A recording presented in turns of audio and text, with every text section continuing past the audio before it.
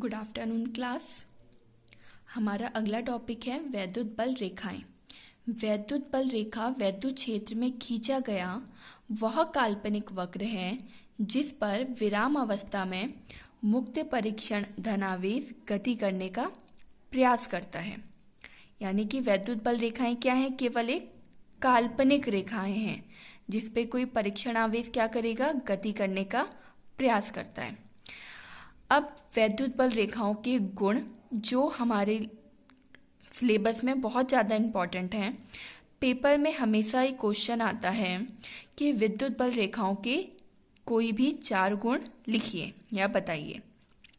तो नंबर 1 है वैद्युत बल रेखा धन आवेश से निकलती है और ऋण आवेश की ओर जाती हुई प्रतीत होती है। जैसा कि आपको डायग्राम में दिख रहा होगा, वैद्युत बल रेखाएं क्या कर रही हैं? धन आवेश से बाहर की तरफ जा रही हैं और ऋण आवेश की अंदर की तरफ आ रही हैं। इसको हम ऐसे भी समझ सकते हैं कि हमारा एक धनावेश है, एक हमारा ऋण आवेश है। तो वैद्युत बल रेखाएं क्या करती हैं? धनावेश से बाहर की ओर जाती हैं और ऋण आवेश की तरफ आती हैं।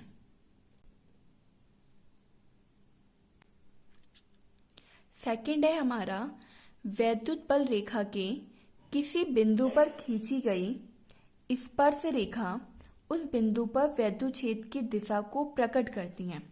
कि माना कि हमारी एक वैद्युत बल रेखा है, ठीक है।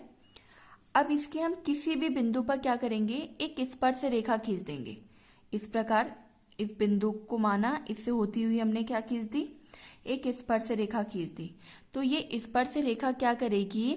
इसके वैद्युत क्षेत्र की दिशा ई को प्रकट करेगी। अब इसी तरह हम दूसरा कोई खींच दें। इसको हमने क्या मान लिया? एक बिंदु मान लिया। और यदि हम इससे एक स्पर्श रेखा खींचें तो ये क्या करेगी? इस बिंदु पर विद्युत क्षेत्र की दिशा को प्रकट करेगी। ठीक है। वैद्युत बल रेखा के किसी बिंदु पर खींची गई स्पर्श रेखा उस बिंदु पर वैद्युत क्षेत्र की दिशा को प्रकट करती है। अब देखिए डायग्राम में बल रेखाएं कहाँ जा रही हैं? धन से निकल रही हैं और ऋण की तरफ जा रही हैं। अब यदि हम इसके किसी भी बिंदु पर क्या खींच दें? एक स्पर्श रेखा खींच दें तो ये क्या करेगी? इसके वैद्युत क्षेत्र की दिशा ई को प्रकट करेगी।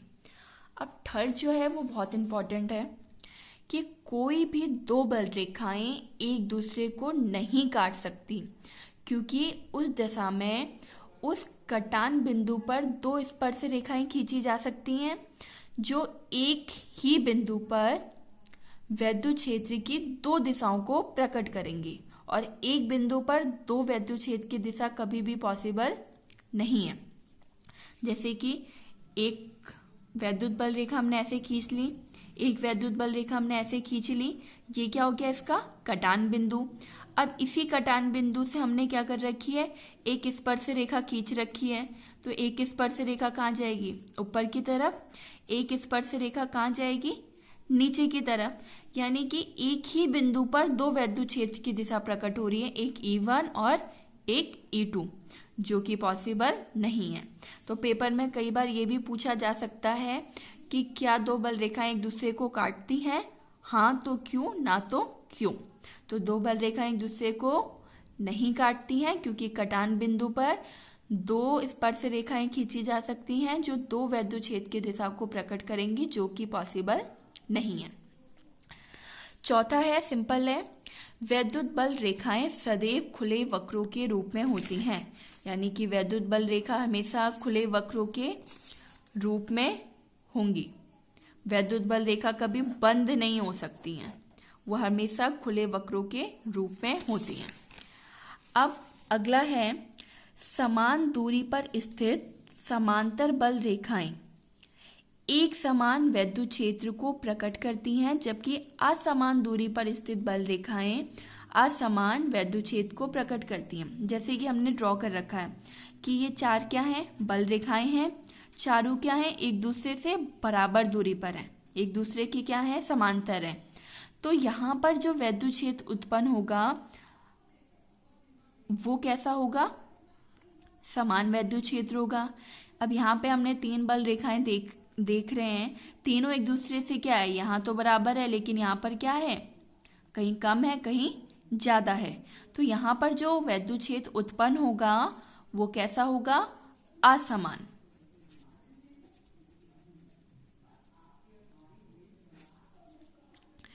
तो समान दूरी पर स्थित समान बल रेखाएं एक समान वैद्युत क्षेत्र उत्पन्न करती हैं और असमान दूरी पर स्थित वैद्युत बल रेखाएं असमान वैद्युत क्षेत्र को प्रकट करती हैं। अब ये सबसे पहला कि वैद्युत क्षेत्र किसके कारण उत्पन्न हो रहा है, वैद्युत बल रेखाओं के कारण। और वैद्युत बल रेखाएं किसके कारण उत्पन्न हो रही हैं, आवेश के कारण। तो यहाँ पर जो भी वैद्युत क्षेत्र उत्पन्न कर रहा है वो कौन कर रहा है, आवेश कर रहा है। तो आवेश के कारण ही हमारी वैद्युत बल रेखाएं उत्पन्न हो रही हैं, जिसके 4 गुण हैं। पहला कि वैद्युत बल रेखाएं धन आवेश से निकलती हैं तथा ऋण आवेश की ओर जाती हुई प्रतीत होती हैं। सेकेंड, विद्युत बल रेखा के किसी भी बिंदु पर खींची गई स्पर्श रेखा उसके वैद्युत क्षेत्र की दिशा को प्रकट करेंगी। दूसरा कि कोई 2 बल रेखाएं एक दूसरे को काट नहीं सकती हैं, यदि काटेंगी तो कटान बिंदु पर 2 स्पर्श रेखाएं खींची जा सकती हैं, जो कि 2 दिशाओं को प्रकट करेंगी, जो कि पॉसिबल नहीं है। फोर्थ, वैद्युत बल रेखाएं खुले वक्रों के रूप में होती हैं और समान दूरी पर स्थित समान बल रेखाएं एक समान वैद्युत क्षेत्र तथा असमान दूरी पर स्थित बल रेखाएं असमान वैद्युत क्षेत्र प्रकट करती हैं। Thank you.